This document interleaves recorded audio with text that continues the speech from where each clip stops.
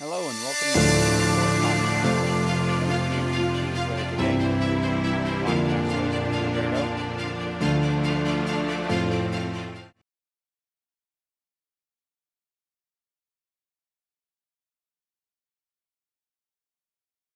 In our last episode, the king is still recovering. We talked about the injury to the quadriceps tendon, the royal dog, the leap from the swim spa to save the royal dog, and all of the insanity that ensued after that, including the surgery. But during that time, the call of the wild, it just doesn't wait. Today we're heading out into the field, where the lessons are written in mud, sweat, and maybe a little camo. It's a good time out there, and if recovery here from the injury has taught me anything about patience, out in the field on the hunt is where the patience pays off. It's not about the deer and the ducks, it's about timing, tradition, and knowing when to take the shot. And in my case, there could be more than one shot, because usually the first shot misses, especially in the case of ducks. But that's neither here nor there. Let's get on to some stories. So I've been hunting since I was about 10 years old. My parents hunted, my dad hunted, my mom hunted, and when I was 9, I was old enough to get my hunter safety course and get my certificate of safety, handling a firearm, and knowing how to identify which animals shoot or not shoot. My dad bought me my first gun. It was a 270 Winchester. And that was a pretty exciting time for me. I was watching him hunt. We would go on the hunting trips with him when he would go out with his friends on a deer hunt. When we were kids, hunting was not just something that we did for the sport of it. Hunting was a way for my family to get food. We didn't have a whole lot growing up until we were a little bit older and the success of my dad's business endeavors came to fruition. But there was a time that the hunting season was when food was put in the freezer for us to eat over the next year. And so that's how it all started. And there's kind of a process of every hunt that you go through. You get up early in the morning, the day that you're going to go hunting, and it's dark out. And you hike out to your hunting spot. At least this is the way that we do it. And we'll catch a stand. And if the sun rises at 6:30 or 7 in the morning, we'll be on that stand at 5:30. An hour and a half at least before sunrise. Maybe an hour at the latest. And that's because nature doesn't really like foreign substances. It's like the Wally guy, foreign contaminant. They want to clean you up. Well, it's the same thing out in nature. If there's something foreign out there and they know that you're out there, they're not going to come around you. So you get out there early when it's dark and they can't really see you, and you're still and you're quiet. And in that time, you really get an appreciation for the world. You also realize that there's animals out there, generally mountain lions and bears, where we go hunting, that are bigger than you. At least this is a deer hunt. Now, duck hunting is a little bit different because when we duck hunt, we're going out to either a refuge or we're hunting over a rice field from a tank. There's no deer or bears when you're duck hunting. There's just other hunters, which pick your poison. Who's better, who's worse? I don't know. When we're duck hunting, the hunters are 150 yards from us, and you can see them. You can hear them talking. You can hear them laughing. And no matter what you try to do, they like to, in our case, we just might be lucky, but I'm pretty sure it happens to everybody. They like to shoot the ducks when they are way out of range. And I think they just like to waste their lead and spend money on ammo. But when you're deer hunting, it's a little bit different because there's no hunters around you. And when we go out, we're in groups of maybe 2 or 3, sometimes 4. But lately it's been my son and I when we've gone deer hunting. And I'll admit it hasn't been a whole lot lately. He's done more than I have, but I've done my fair share of it.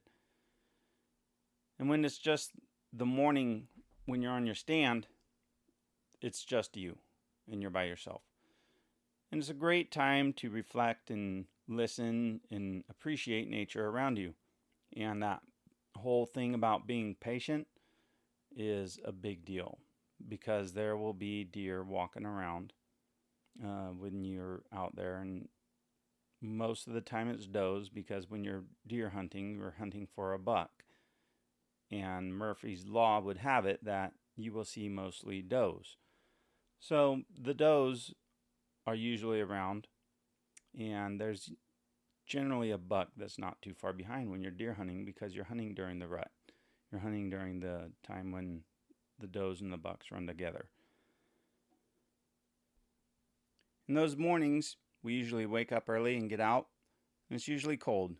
We'll stay out until 10, 11 o'clock in the morning, then we come back and we take a nap, and then we'll go back out in the evening, and that's pretty much the same wherever you're going. Now, there's lots of great memories of lots of great hunts, but probably my favorite one that stands out the most is when we were on an elk hunt, and it was a guided hunt.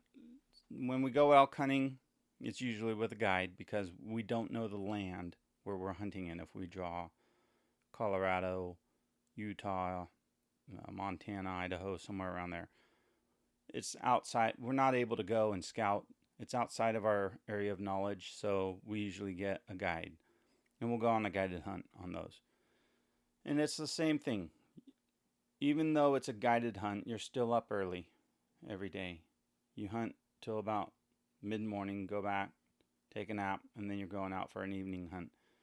And the hunt that we went on that is probably the most memorable for me was one that was in Colorado, southern Colorado. And we went down to this ranch, 20,000 acres or so, and it's not a high fence ranch. It's wide open, and there's no fences around. So the elk herds come and go, and elk are migratory. They move up and down Colorado, Montana, down to Arizona as the winter and seasons change. So when they migrate, they come down, and then in the winter, they're usually moving down. Well, we had been out that morning when I got my bull, which is the bull that I have hanging up in the game room there. When I got my bull that year, he's a nice bull. And we were out in the morning, and we had seen a lot of elk. We were in the elk. They were coming through the ranch, and they were there. And it was actually one elk that I saw that was really cool was a 5-point on one side and a spike on the other. So for whatever reason, the spike side didn't grow, and it was, an odd looking animal, a non-typical is what we would call them if we were scoring them. But the single spike and then the 5-point on the other, he was a real weird bull. He was probably 40 yards from me when we saw him. And he stopped and he looked right at us. I could have taken him, but that's not the bull I was looking for. It was kind of early in the week, so we let him go. There's probably 50 cows around with him. We saw varying bulls that were out there, and a lot of cows. But when we're hunting this bull, we had seen him in the morning, and he was maybe a 400-yard shot, and I'm not that good. I know my limitations with my gun, and a 400-yard shot for some people is doable. For me, it's not. I don't shoot enough to make a 400-yard shot. 200 yards is probably on the higher end of what I'm comfortable with. So this bull came down from a watering hole to this meadow, and he stayed up in the trees on the meadow, but we were on the south side of the meadow looking north, and we could see the cows, and we heard him up there walking around. We probably stalked him for an hour, maybe an hour and a half, before we decided, okay, we're going to leave, and we'll come back to this spot in the evening and see if we can catch him then, if he comes down through the trees. Because the guides, they're on that land a lot, and they know how the animals move. And they said, sometimes in the evening they'll come down. And this is where hunting, there's a little strategy to it, because you want to make sure that the moon is not out the night before, or if it's a full moon, we want to know that too, because what it is if the moon is full, the elk will stay out and graze, and they'll bed down during the day. If the moon is not full, or it's not a bright moon, they'll bed down at night, and they'll graze during the day. Anyways, we came back out that evening to the same meadow, but we got into a different position. And we heard the elk bugling, and he has the little laugh at the end of his bugle. If you look it up on YouTube and you listen to elk bugle, they've got this little chuckle at the end of their bugles. The big ones, the mature ones, have a little chuckle at the end of their bugle. And this one had that. So we knew when we were listening to him and calling that this was a big bull. And as it turns out, it was.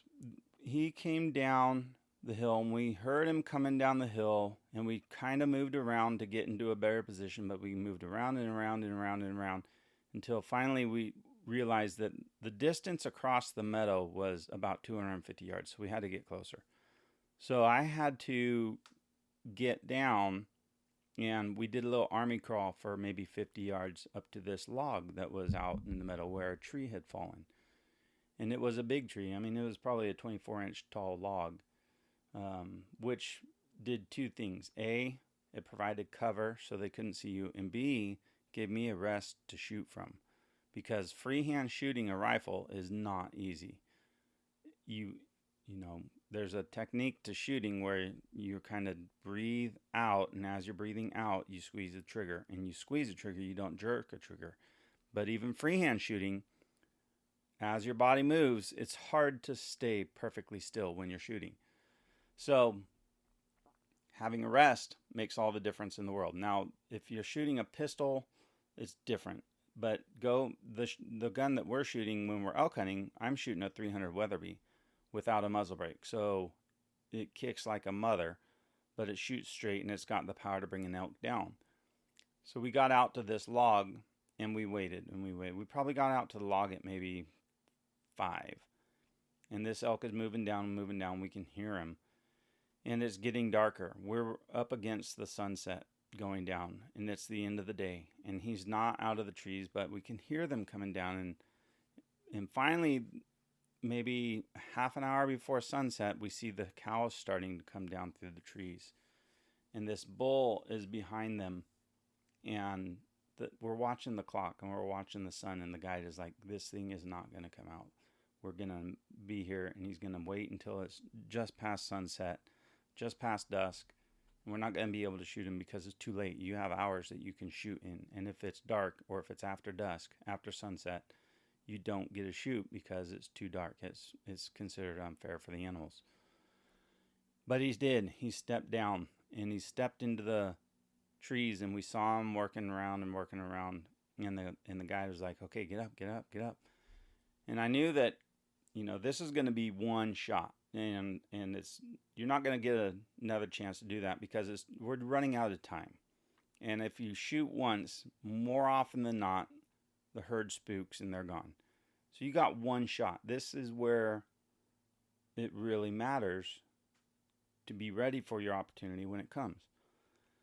And I was in this instance, and I put the crosshairs on him, and the guide gave me a distance. He has his rangefinder, and it's 185 yards. And so he said, aim towards the kill zone, but put it just a tick high, a couple inches high, because the bullets have drop in him. And so I did. And he turned, and he was broadside looking at us, looking across the field, and I squeezed one off, and it hit him. And you saw him flinch. And the guy said, reload and put another one into him. And so I reloaded, and by the time I had got him back in the scope, he had fallen straight down. It was a perfect shot.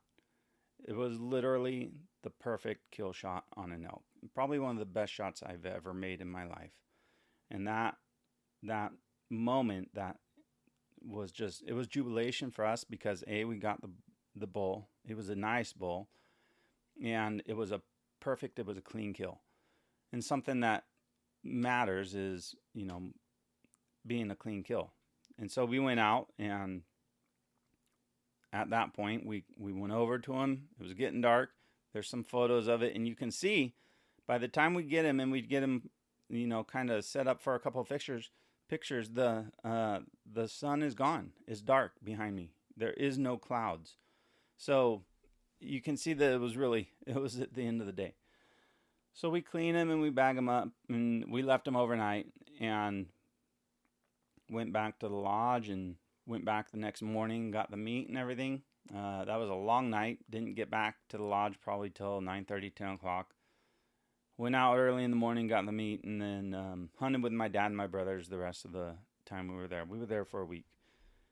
But they don't always go that way, right? I mean, there's for every story like that, there's one that is not like that. And the same animal, we were hunting elk before, a couple years before, and we were up in Idaho.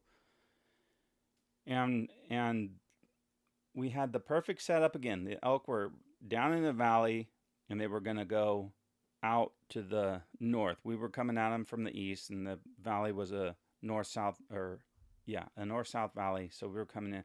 There was pressure from some other hunters on this herd that we were stalking from the other side across the valley, and they were pushing them.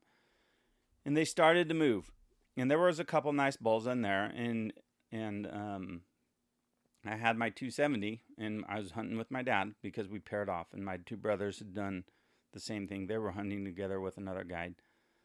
This is up in Idaho, and we were all going around, and as quickly as I could, we were on this rock face, and these rocks were like shale. It was slippery, and it was sliding out all over the place. And so we were booking it as fast as we can. And when you've got 20 pounds of hunting gear, you got a backpack, and you got your rifle, that's a lot of crap to be booking around and toting around. And when the footing is not good, it's even worse. And you're trying to be quiet, and you're trying to sneak up around them, and you're going, the mountain was kind of in and out, and in and out, and in and out. And when it would go in, and we were covered, we would try to get there as fast as we could, but then we'd slow down to go across the peak where the elk might see us, and we'd go in and go up. Well, we did that, and I'm an idiot, and I fell, and dropped my gun. And so my dad was with me. He's like, well, crap, you dropped your gun. I don't know if the sight's good anymore, so here, shoot mine. And he had got his elk already. And the guide was up with us, and we were trying to get to this little perch that we could oversee them because we saw the elk, and their trail was above us, maybe 100 yards. And they were all going out. And there was this nice elk, this 5x5, that was in that herd, and we were trying to get up there before he got out. And we did. And I had that gun, that 300 Weatherby was my dad's gun, and then he gave it to me. After this trip, it became my gun. But I get to the spot, and I'm on that guide, and I'm with the guide, and he puts me on a little perch, so I'm resting. I got a good eye, and I get a good aim on it, but I never shot this gun in my life. This is the first time, and I will tell you now, don't recommend it ever. If you're going to shoot a gun, you're going to hunt with a gun, shoot the gun that you practice with, because I had practiced a lot with my gun, and I knew my gun. I knew how much to squeeze on the trigger. I knew how much it was going to kick when it fired off. I knew everything about my gun. I knew nothing about a 300 Weatherby other than it was loud, and my dad said it kicked a lot at that time. And so I get up on this perch, and this 5x5 comes up, and he's 100 yards uphill from us, and he pauses just for a minute, and he looks down at us, and the guide says, take him. And so I squeeze my dad's gun, and it kicks the crap out of my shoulder. It scopes me. It kicks so much, it ran the scope back into my eye. And so I've got this big old scope ring around my eye because I scoped myself from this gun that I've never shot before. And the elk, it missed. It missed the elk. I was under it or something. I don't know what the hell it was, but I missed the big elk. And I scoped myself in the eye, so I'm 0 for 2 on this thing, and we're like, son of a gun. Well, that's when the little 4x4 elk came through, and I said, well, that'll work for me because I'm not going to get myself beat up hunting these elk anymore. And I dropped that one there with the same gun. I knew then, kind of what to expect, so I was ready for it.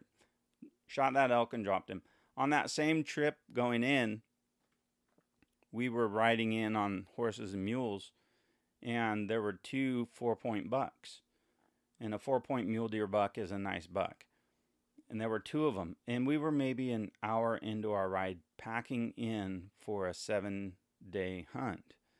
And the guides were like, hey, there's two deer. Because we had deer tag, we had elk tag. Anybody want to go hunt these deer?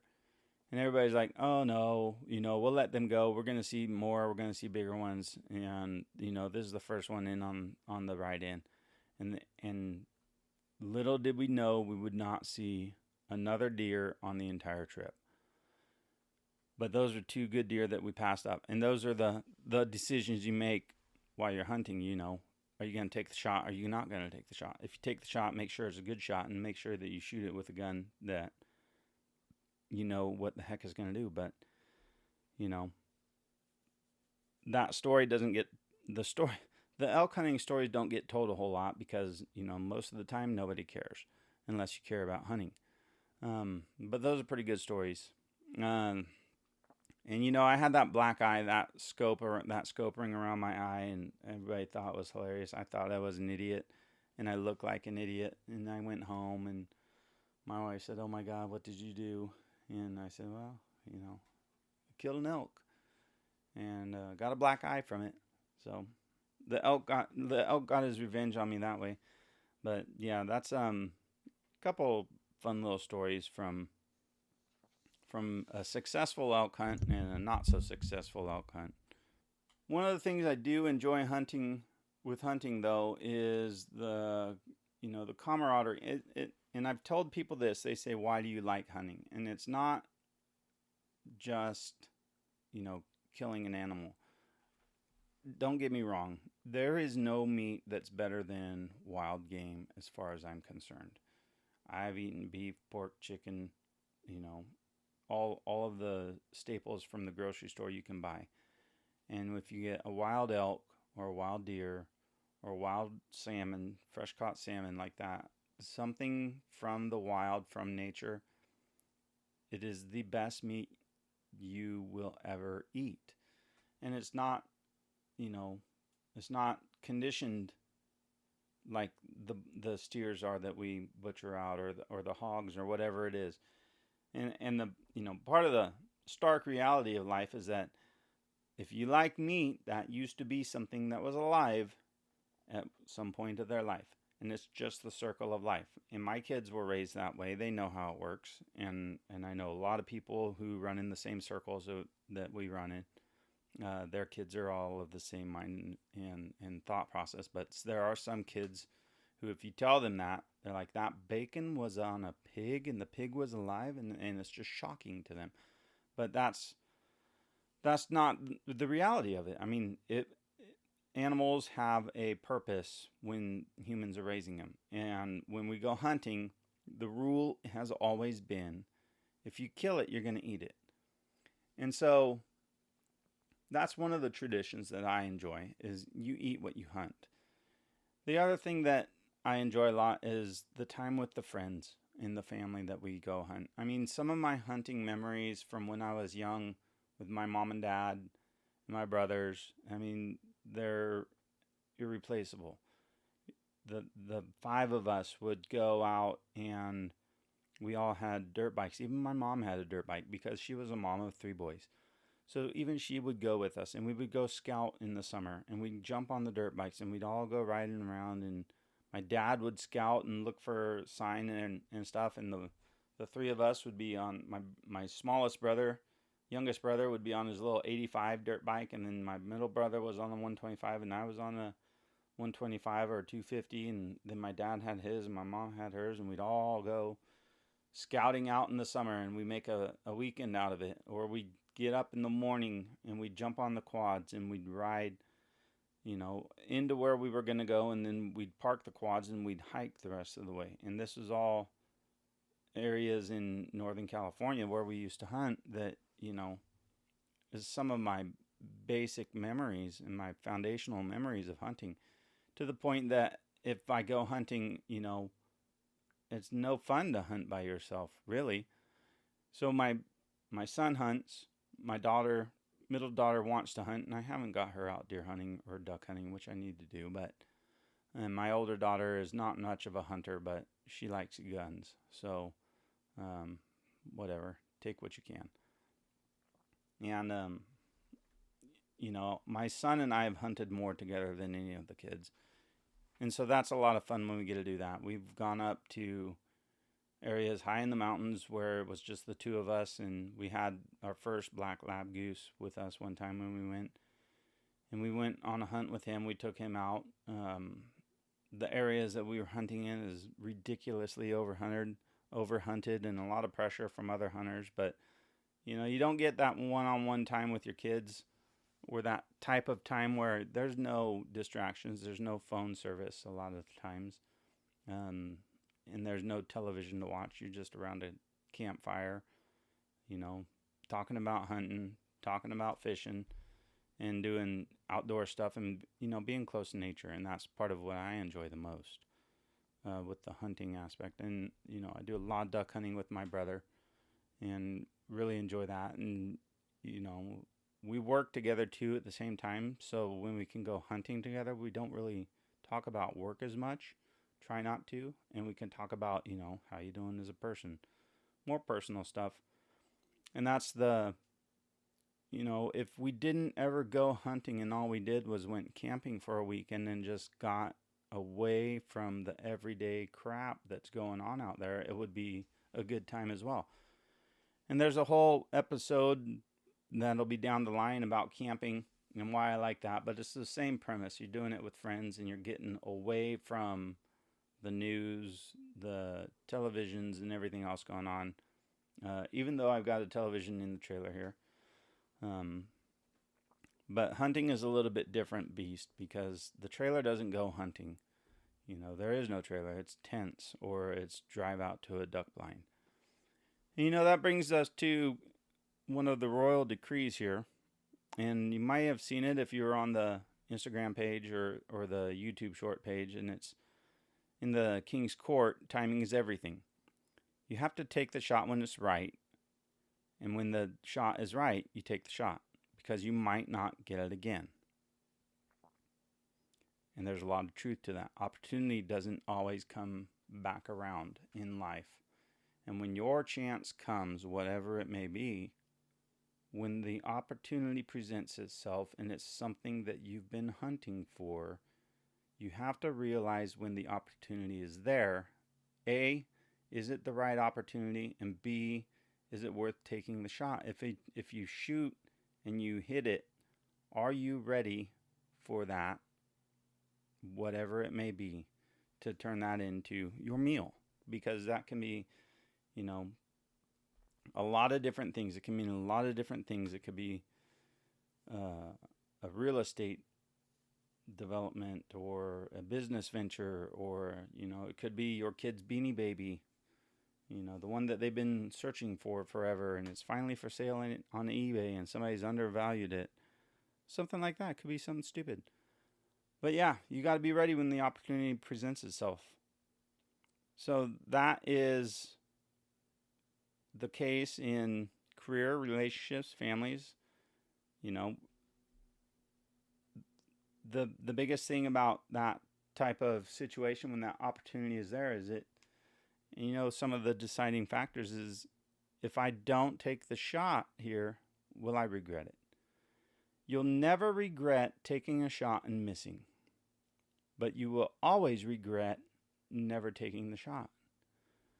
And there's a lot of truth to that. And I've said that to my kids, and it may be in the face of what a lot of people believe, but it goes along with chasing the dreams and stuff like that. You don't get a second chance at this life. You get one chance, so make it count. That's what we do when we're hunting, and hopefully that translates over to everyday life. So,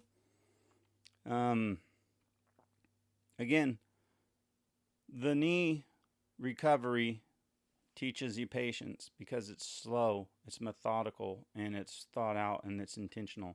That translates directly over to the hunting world, so it's an easy transition for me. And then the timing and the patience, and doing the homework on it, and it all just blends in. So If you've got a story about the one that got away, whether it's a deer, an elk, a buck, or an opportunity that was missed, shoot me a message. Send me a DM on Instagram, YouTube, Twitter, or X, whatever it's called. I'm all over them. You can send me a message, and maybe we'll read it on the next podcast and tell your story. Next week we're gonna be bringing it home. We turned 50 this year, and we had a 50th birthday party celebration. So I will have a special guest with me next weekend, and doing this podcast. It should be fun. If you're listening and you like it, hit the subscribe now button wherever you're listening, whether it's Spotify, Apple, iHeart, whatever it is, whatever your podcast choice is, and you like it, hit the subscribe button. I don't plan to stop doing this anytime soon. And if you're watching on YouTube, how you doing? Thanks for watching. With that, I will say goodbye. Adios. See you on the next one. This is King Roberto from the King's Lair saying goodbye.